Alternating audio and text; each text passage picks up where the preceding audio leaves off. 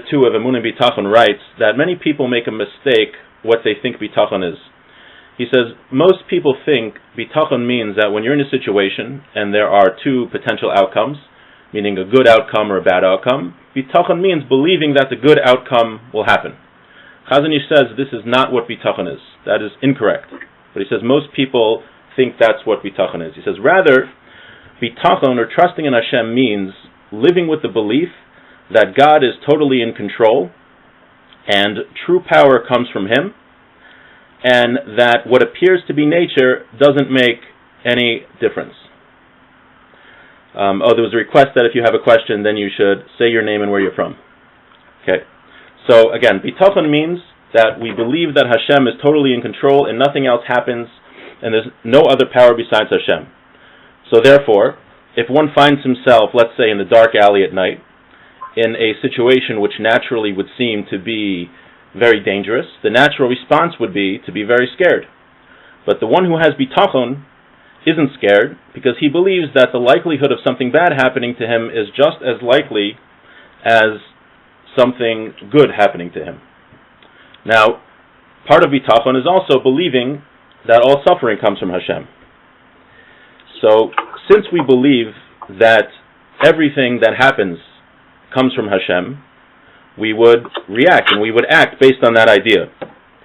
So someone who has bitachon, when he wants to get out of a situation, when he wants to be successful in a situation, instead of using strategies like going to rich people, trying to think of creative ways to get out of a situation, he's going to put most of his emphasis, he's going to put his drive into davening, repenting, and giving charity. And he says true trust is when things get difficult. He talks about people who have fake bitachon and saying that fake bitachon is actually worse than having no bitachon in certain ways. He says there are people that go around. He has a story about a guy named Reuven. Reuven goes around the whole day saying he has bitachon, he has a store, and his business is going well, and he says, oh, I trust in Hashem, that's why my business is going so well, I have bitachon, and he tells everyone about his bitachon. Then what happens? A competitor opens up next to him. So he's embarrassed right away, he feels nervous. He realizes his bitachon isn't what it should be. But he doesn't want to say anything to anybody because it's an embarrassing situation. He's been going around saying how much bitachon he has for the past few years.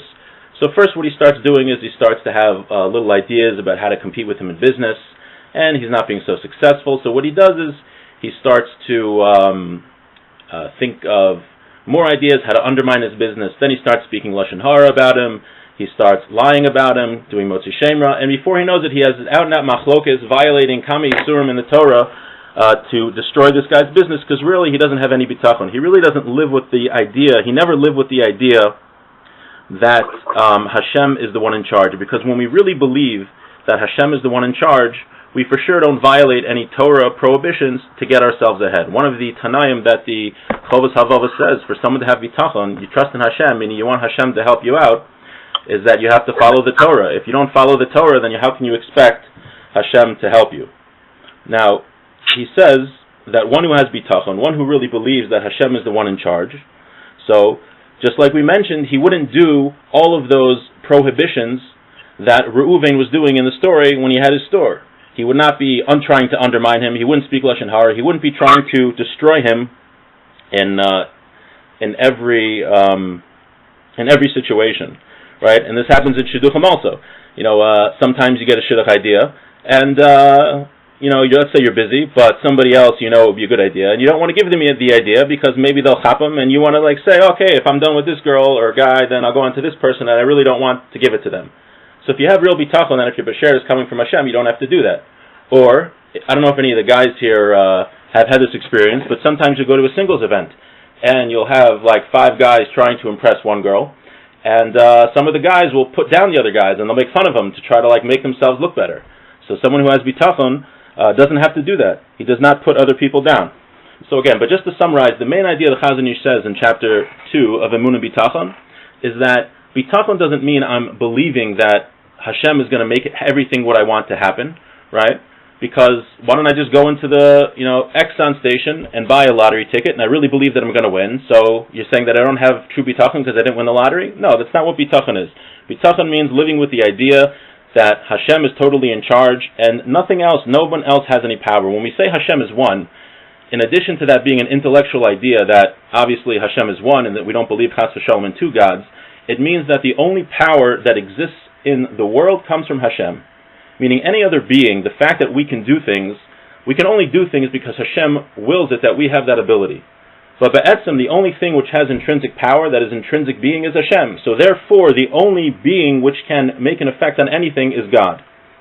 Now, we also believe there's something called Hishtadlus, meaning we have to put in, we are human beings, and we have to put in ourselves in a, we have to make practical, we do have to do practical things to try, right? We don't just sit down and hope that money is going to fall from the heaven. We have to go for work. Also in dating, we have to do practical things to get married, and we can't just say, oh, bitachon. But how much hishtadlus do we put in? So that depends on everyone's level, and that everyone should discuss with their rabbi and or spiritual advisor how much hishtadlus to put in. But the main idea is that even though we're doing the hishtadlus, it's obviously that everything comes from Hashem. But there is one level of hishtadlus that the Chazon Ish says specifically is totally wrong. Just when it comes to dating, is it hishtadlus to go to Zoom dating, to go to a singles event, to go on JSwipe, to go on JDate, to go on Frumster, to, hang out in the girls' dorms and try to pick up women? So what is hishtadlus and what is inappropriate? I haven't done that, but I know people who have done it in certain schools. Anyway, that's not hishtadlus. So the Chazon Ish says, when we come to the famous story of Yosef HaTzadik when he was in jail, and he asked the Saramashkim to remember him, and because of that he got 2 more years in jail. So all the Mefarshim discuss, what did Yosef do that was so bad telling the Saramashkim to remember him? He was just doing his hishtadlus. What was so bad with that? So the Chazon Ish says that Yosef HaTzadik knew the Saramashkim was not a trustworthy person. He was a very high official in Paro's court, and he wasn't going to remember some prisoner to help him out. So what Yosef did wasn't considered hishtadlus because it was an act of desperation. There was no way that by telling the Saramashkim that he could assume that he was going to help him out and that he would be saved. So the Chazon Ish says when anything's an act of desperation, meaning when someone's in a really desperate matzav, you see especially people that are terminally ill, God forbid, they do everything that they can even though it doesn't make any sense. So anything that's done out of desperation is totally inappropriate. What's an example of desperation? I had a roommate, not the one from Brazil, but I had a different roommate, and he went to a wedding, and he went to the lady's side, found a nice Hasidic lady, and said, hi, can you please get my wife for me? And she says, sure, what'd she look like? He says, I don't know, you pick. So that would be something that is not hishtadlus. That is something which is totally inappropriate and an act of desperation, right? Like we said, if someone loses their job, going in to the store buying 100 lottery tickets, that's an act of desperation. That's not something which is considered hishtadlus. So now, just a famous line from the Hakdamas of Chovos HaLevavos. Before that, I want to say that my Rosh Yeshiva said, Rav Aaron Feldman, that people think it's a stira, it's a little bit of a contradiction from the Chovos HaLevavos to the Chazon Ish, that where he says that everybody thinks that bitachon means that I'm going to believe that the good outcome that I want is going to happen, meaning that I want to get married next month, and if I have enough bitachon, then it's going to happen. But it kind of sounds like that from the Chovos HaLevavos, and the Chazon Ish says that it's not the case. So what is bitachon? How do we miyashiv these two things? So he says bitachon is like the Chazon Ish says. It's the idea, living with the idea that Hashem is in charge, and He's the only one that can do anything. He's the only one that has true power, and living with that idea serves as a schus that the outcome will work the way I want it to. Meaning that the positive outcome will come. We have many things in Judaism which serve as a schus. Giving tzedakah is a schus. Davening is a schus. And living with bitachon is another schus. So just like davening is a schus, that the outcome which I need, or the positive outcome should happen, living with the bitachon, the idea of Einol Milvado, that Hashem is the only one who is going to affect the situation, that is schus that will make the outcome happen. Similar to what the Rav Chaim Volozhiner says, when you're in a situation of danger, thinking Einol Milvado. that will save a person. It's not a segula. It's not like giving money to Kupat Ha'ir or something, and it's like magic that everything works out. It's a real thing. When you live with the idea that Hashem is the only one who's in control and the only one who can do anything, and you really believe it, then that serves as a chus that everything works out. And Emunah, right? We always say, what's Emunah? What's the difference between Emunah and Bitachon? Emunah is that idea, the knowledge that Hashem is one and He is the only power. Bitachon is living practically with that idea. And the way we grow in Bitachon, honestly, is by going through situations where we have two ways to react. When we're in that dark alley and we have the option, are we going to be scared, or are we going to live with Bitachon and know that Hashem is in charge, and just like some looter could come out and throw a brick at me, so too Hashem could save me, just the same. And when we choose to live with Bitachon, that's how we really grow with Bitachon. Not like the guy in the story, Ruvain, who had the store and was going around telling him how he had Bitachon. So the famous line in the Hakdam of the Chovos HaVavos when in Shar Bitachon, he says, "Chayv levatech al Adonav mipnei she'im einenu batech be'elokim batech v'lo b'zula." So everyone has to have faith in Hashem, because if he doesn't have faith in Hashem, he'll have faith in something else. Ramat Solomon has a long thing there that everybody has faith in somebody, right? You order now, especially food, and you have faith in the people there that they don't have corona and they didn't spit on your food and they didn't touch it. And anytime you do anything, you have faith. We all have faith. So if you don't have faith in Hashem, you're going to have faith in somebody else. And what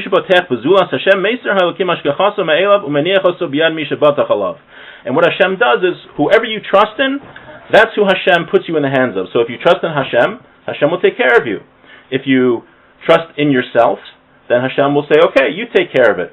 If you trust in a shadchan, Hashem says, okay, let's see if you can do it. If you trust in an organization, Future College is an excellent organization, but if you just say, Future College will get me married, and that's it, then Hashem will see if Future College will get you married. And the same thing is with ourselves. If we think, I have to, buy nice clothes, super nice clothes beyond what's normal, and I have to be smooth and learn how to pick up women or pick up men or however it goes, that is trusting in yourself. And Hashem will say, okay, let's see how you are, tough guy. I don't know, has everyone here heard of peacocking? So I'll tell you what peacocking is. It's in the Urban Dictionary. Peacocking is the action or actions exhibited in the beginning stages of courting. These actions are typically only temporary and exist during the chase of a mate, much like a male peacock displaying his fruitful colors of his feathers to capture the attention of a mate. So if anyone's been to a singles event, men do this all the time. They try to get attention by peacocking, and they do often silly things. So someone who has bitachon, this is mostly to the men here, all of us, if we really have bitachon, we don't need to do crazy things and peacock to get the attention of females. We just have to have bitachon and do what is normal hishtadlus. So, just to a few more minutes. The Gra in Mishlei says in Yud Gimel Chaf Hey that bitachon is so important that the main purpose of the giving of the Torah was that the Jewish people come to bitachon, come to trust in Hashem, which really makes a lot of sense. The way we're saying it, it's the fundamental of Judaism. The Derech Hashem explains in his part about Shema. We know Shema Yisrael Hashem Elokeinu Hashem Echad, most important line in the Torah, the fundamental of Judaism. There's one God. So, like we were saying before, it's more than just that there is one God and not more than one God. It also means that God is the only power. He is the only being which has any independent power, and nobody else does, and there's nothing besides Him. So, living with that idea is really the fundamental reason of the giving of the whole Torah. So, and like we mentioned before, the way to grow in bitachon is when we go through situations, so especially dating. I don't need to tell anybody, dating is the worst thing ever. And the way to react to it, you have two options, is to get jaded and angry. Well, I guess there's more than two options. Jaded, angry, depressed, sad, all those negative emotions. Or, you could have bitachon. You could choose to react saying, God, I trust that God is all powerful, and if He wants to take me out of this situation, He will. And when we make that decision, which is very difficult, it's not easy, but when we make that decision, and it doesn't happen overnight, we're living for the entire purpose which the Torah was given, like the Vilna Gaon says. And more than that, the Ramchal discusses at great length. I'm not going to just kind of summarize it, but it's a very deep topic. He discusses how the entire purpose of existence and the entire scope of world history is so that the world will recognize that God is one. Right? V'haya b'yom hahu yeh Hashem echad u'shmo echad. We say at the end of Aleinu, we say all the time, psukim like this, that eventually, after Mashiach comes, after Tchias HaMesim, the entire world will recognize the sovereignty of Hashem and that Hashem is one. And again, this idea means not just that God is one in an intellectual sense, but also recognizing that God is the only true power. So when we have bitachon, not only are we living for the entire purpose that the Torah was given, but we are exhibiting the entire purpose of creation, because the entire purpose of creation is to get to that point where all of humanity recognizes the unity and the power of Hashem. And obviously that happens through the Jewish people, which started with the giving of the Torah. That's why I think it's related. And but yeah, it's definitely not easy. But the one thing we can think, in the dating experience, which is horrible, we are learning how to live for our purpose, right? And the million other ways that we all grow from the trials and tribulations of dating and driving on the turnpike and paying a lot of tolls over the Verrazano. Besides all the way we grow in the sense that it's an opportunity to live for what we were created for. We were created to live with bitachon, to live with the idea that God is the only one in charge, and to live our lives accordingly. Meaning we put in a normal hishtadlus, but we don't do crazy things because, like the Chazon Ish says, Pshat and Yosef Atzadik, we don't do insane things, acts of desperation. We don't have to put down others to advance in the shidduch world. We can help others going in the shidduch world, right?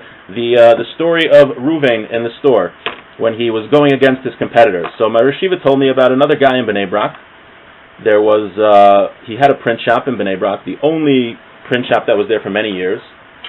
And somebody else had the chutzpah to open up right across the street, totally usher, hasagas gvul, he had no right to do it. So this guy who had the first print shop walked over, and he said, the print business is very difficult. If you need any help, more than happy to help you. Please come to me. Someone who has true bitachon, he's not worried that he has a competitor. He knows Hashem is the true power, and if he does what he has to do with the right thing according to the Torah, then Hashem's going to help him out. And it's one thing to have these ideas, but obviously the furthest distance is between the head and the heart. So since we have the opportunity, we have, whether it's dating or a million other situations in life, we have the opportunity to instill this idea in the way we act, and to apply the emunah, apply the intellectual idea, and put it into practice. And we should all, God willing, do that. And if anyone has any questions or comments, feel free.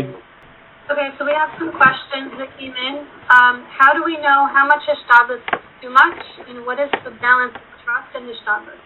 Yeah, that you have to talk to your spiritual advisor or rabbi, someone who knows you well. It's an individual determination. I think the Beis Halevi says the Pshat in Yosef Atzadik, that he got punished for 2 years for asking the Sarah Mashkin, was that a normal person could have, he should have asked the Sarah Mashkin, as someone who had a normal level, but Yosef Atzadik was a tzaddik who was on the level that he shouldn't have asked. They say that the Steipler wasn't very into taking medicine if he didn't have to, because he lived with that bitachon. So, but again, it's like an individual. I'm not on that level. It's an individual thing that has to be discussed with like a rebbe or mentor who knows you. What would be considered an act of desperation? Buying like 100 lottery tickets, or going to the woman's side in a chuppah, asking a Hasidic lady to find a wife for you. Actually, maybe, you never know, it could work. But, that works for some people. Yeah, you never know. Maybe, no, someone's going to say, like, oh, that worked for my brother. But, they want a realistic example. Buying, in dating? Or just in general? In general, buying lottery tickets, that's something that someone would actually do but shouldn't do. I think in dating, when it comes to Parnassa, the thing that comes to my mind is buying lottery tickets, because there's no chance you're going to win. So it's like, what are you even bothering for? Like, what are you doing? But dating, no, there are. I wasn't. Someone in the audience has an idea also. Okay. You guys unmute yourselves and feel free to participate in the discussion. Wouldn't the act of desperation differ per person? I would also add per scenario. Oh, I don't know. Yeah, he doesn't mention that, the Chazon Ish. I'm not sure. Okay, hold on. There's a bunch that just came in. It was easier to have a Emunah before Corona, but now it just feels so disheartening that dating has just become so much more difficult. So part of what we were, it sounds like in the question there's the idea of maybe tzaddik v'ralo a little bit, like why we're going through tough circumstances. So what we were mentioning before about Yichud Hashem, I don't think I touched upon, was that the Ramchal writes that the entire world history, God manipulates events so that the world will recognize that He's one. Included in manipulating world history is that bad things do happen, either as a punishment or whatever. Like the Jewish people, really, the Jewish people didn't deserve to become slaves in Egypt for so long. But Avram Avinu did a little sin, so it wasn't totally unwarranted. But since it was necessary that the Jewish people go to Egypt and be released through miracles and get the Torah, that had to happen. They had to go through that suffering because of Yichud Hashem. So the way God runs the world is that people do suffer, unfortunately, and they go through, and when the world goes through these difficult events, because God, we don't know how it happens right now. After Mashiach comes, we'll see, but God is guiding the world so that the world will recognize that Hashem is one. And I think you see it from Corona. I mean, besides the obvious horrible things that happen, there has been people helping people, like to no end. I've gotten calls from non-Jewish sanitation workers in my town asking how they could get closer to God. Like, there are people that are really, reaching out to Hashem in this situation, and it's, besides being a horrible thing, it's a plague where everyone's get punished, and we have to, that's a different discussion why it's happening, and we all have to do tshuva for whatever we have to do tshuva for, but it's also a tremendous opportunity where a lot of people are turning to Hashem and recommitting themselves to Hashem. And because a lot of people, unfortunately, we all, to some degree, live our lives for things that we're not supposed to be living it for. So I think we see here a lot of people have been redirected, in a sense, to redirect their lives and ask, what are we here for? And it's obviously difficult, and not trying to explain why something's happening specifically, but it's tough. Regarding the Hishtadlus question, I've heard something that I believe is from Rav Dessler. In short, that it's important to have a balance. Not too little that a person doesn't do anything and seems like they're waiting for a name. Not too much where they might see themselves as being the one for the results for positive outcomes. From Anonymous. Right. No, that's true. I don't know if I mentioned this enough. There's a point I should have mentioned, that even when we're doing the Hishtadlus, we have to believe that the success is coming from Hashem. Meaning, I do my Hishtadlus to speak to the Shadchan, to drive from Baltimore, 6 hours to New York, sit in traffic in the Belt Parkway and then the Van Wyck and all the bridges and everything, and I'm not bitter at all. But, even though we're putting in all that effort and we're, we planned all the questions on the date and we thought we had a really good planned date, we have to know that our success is not coming from ourselves, because B'etzem we have no power, it's all coming from Hashem. That is something that no matter what Hishtadlus we do, we have to have that in mind. That even the level of Hishtadlus that we do, it can't be that we believe that we are the reason for our success, because like the Chovos HaLevavos says, then Hashem will just cast us off into our own hands, and He'll say, okay, do it yourself. That is a very important point, yeah. Is there ever such a thing as too much Hishtadlus? Yes. Yeah. Can you elaborate on that? I mean, again, it depends, whatever level a person's at. If he's doing more than he has to, is inappropriate. Okay, what is the best advice that you have received from big rabbis, like Rabbi Feldman, or anyone else? Regarding dating, bitachon, or? All of the above. Oh, I'm not good to give dating advice, because I'm still single. So you should ask some married people, and they could probably give you better advice than me. But when they get married, they forget what it's like to be single. I don't know. I was once at a singles event, and there's a guy who's probably married for 2 years, got up and was talking to singles, and I'm talking about people in their 40s, about how they had to have bitachon and persevere during this difficult experience, and it was the most patronizing speech I ever heard. It's a little hurtful. Oh yeah, it's important to be sensitive. Yeah, that's very important. No, but as far as actually, I was just mentioning that Rabbi Feldman said about bitachon, and that bitachon is applied to emunah. If you have, he has a journal called Dialogue, and in volume 7, page 114, he actually says what emunah is, which I think is very, very deep, because a lot of people think emunah is intellectual proofs, or emunah is something else, but he says that people, it's more than just an intellectual belief in Hashem, that we believe that God, but rather it's an internal conviction. He says that man is aware that God exists, meaning every part of our existence demonstrates the fact that there is a God, right? We all believe deep down that life has a purpose, and if there's no Hashem, it doesn't make any sense that life should have a purpose, because everything is just willy-nilly.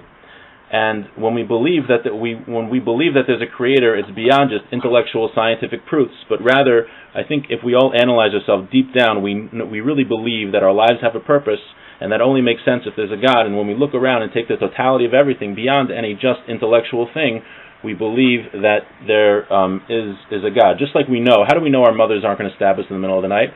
It's not just intellectual. Well, my mother's been nice to me in the past, so I assume she's not going to. It's not like a philosophical argument. It's just a knowledge. I know deep down my mother's not going to stab me in the middle of the night. I know that my life has a purpose, right? Any philosopher can argue with me and bring proofs, but I know deep down, you can't argue with me. I believe my life has a purpose.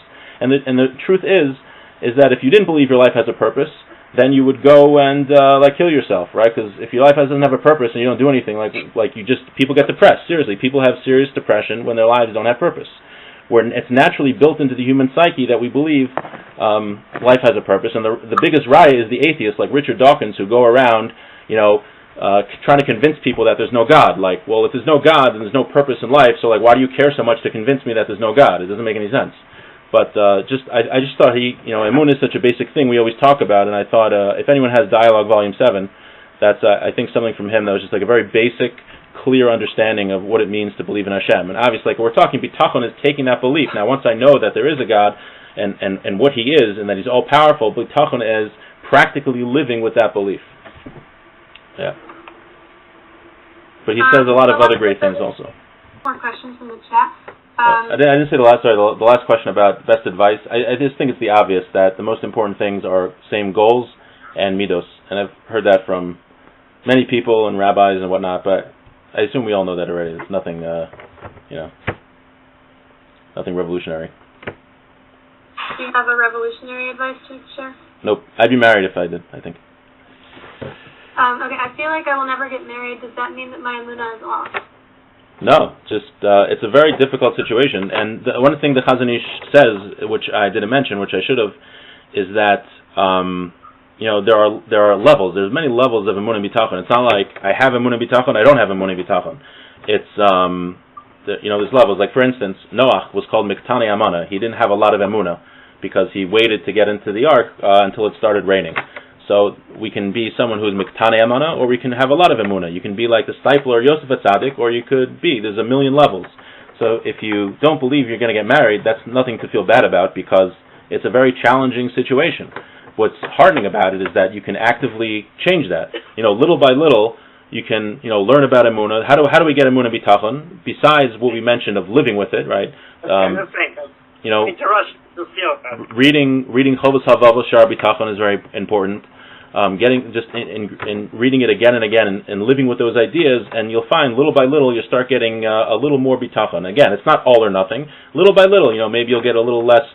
You'll believe it less that you'll never get married, God forbid, and a little less and a little less, and you'll get a little more and more. And I think we just have to keep emphasizing those ideas and going over those ideas, reading Shar Bitachon or reading the Chazon Ish, Emunah Bitachon, and then we can when those situations come up, and not just in dating, with anything, and there's a million situations that come up in life, right? This is a very good, a life skill. Besides, forget religion for a second. Most psychologists say, psychological studies, that human beings, when they trust in a higher power, they have less anxiety, right? Which is phenomenal when you think about it. Why should human beings have that built into them, that when they rely on a higher power, they have less anxiety? So those who believe in God and have bitachon, it's just living a happier life. And I think that happens to be a raya for the existence of God. Like, why would we have that inside of us, this desire to rely on Hashem? We're like built in from a desire to, rely on Hashem. And when we live with that, we will definitely have a happier life, not just when it comes to dating. But just to answer your question, it doesn't mean you don't have emunah. It's very difficult. We all know the difficulties of dating, and some more than others, and it's very, very hard. And it's very frustrating, and no one's perfect. Some days you could have some bitachon, the next day you won't. It's not all or nothing. But as long as we're still fighting and we're still trying to go up, then that's fine, because it's not all or nothing. And the worst thing is to give up. That's the worst thing. As long as we're still going up, there's still hope, and we're living for a purpose, right? God didn't create us perfect. God created us to become perfect, to work. So this is great. We have a tremendous opportunity now to work to get more and more bitachon, and little by little. And actually the same roommate who tried to pick up that girl at the wedding, he told me something, which also I think famous thing, that a heart monitor has ups and downs, right? You know someone's dead when the heart monitor is flatline. So we're alive because we have ups and downs, and that's going to happen in life no matter what. There's nothing, no way about it. So, we're going to have bitachon, and some days we'll believe it, and some days we won't. But the idea is we're going up and down, but as long as the general direction is up, then we're doing pretty well. So I'm getting some private messages from singles about other singles. If anyone's interested in finding out about anyone else, you can PM me or WhatsApp me with your information. And if your camera's off and you want it on, you're invited.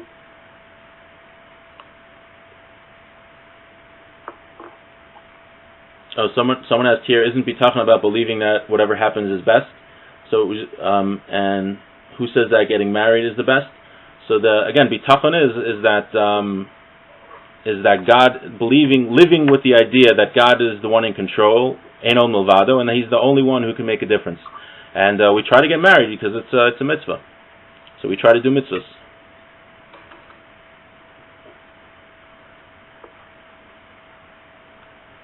And in the schus of having that bitachon, we'll get the mitzvah, be able to accomplish it. Going through the messages. Okay. What if we are not zocher to that mitzvah? We try our best. Is there an upside? Yeah, there's definitely an upside. It's like not, the end of, I don't want to be like morbid. I'm just thinking of this random example. It's not exactly the same, but my Rosh Yeshiva has a famous letter that was in his book, The Eye of the Storm. You can get it online for free, actually. It's called A Letter to a Homosexual Baal Tshuva. And he was asking him, this guy became frum and he was a homosexual. And he was asking Rabbi Feldman, should he be frum? What could he do that he's gay? He can't get married.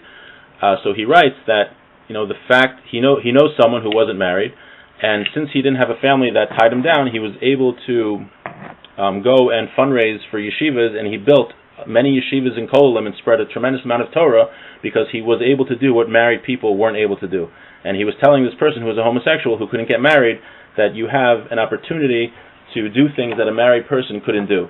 He said, because we think, that, specifically in that situation, I don't want to get too controversial, but in that person's situation, we think that the goal in life is to have physical gratification, and if you can't do that, life is over.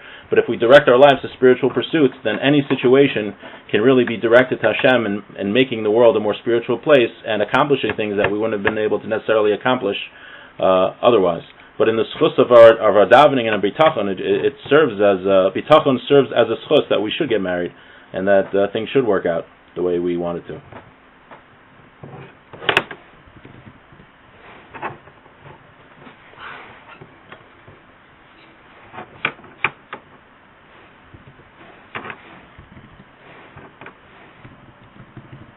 Hi, is the moon believing it will happen, or just it can happen, like Hashem can get me married, or is it that it will happen?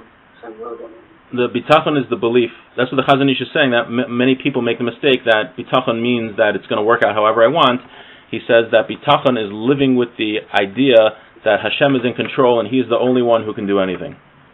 That He's the only one in power, that whatever happens, it's not because of me, it's not because of the shadchan, it's not because of a singles organization, it's not because of Zoom dating, it's all because of Hashem. And when we live with that, and we really believe it, and we don't just pay lip service, that's what bitachon is, and that serves as a schus.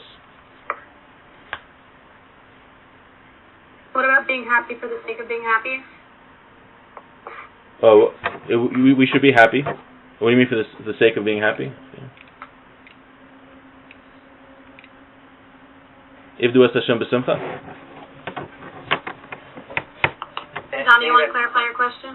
Yeah, for sure. I think that there's so much emphasis, I have so much emphasis many times on goals. Like, when this goal happens, then I'll allow myself to be happy. And then sometimes I have a realization that it's okay just to be happy. And if I'm happy, maybe practically the goals, I'll achieve them easier. But I don't know, what do you think about that?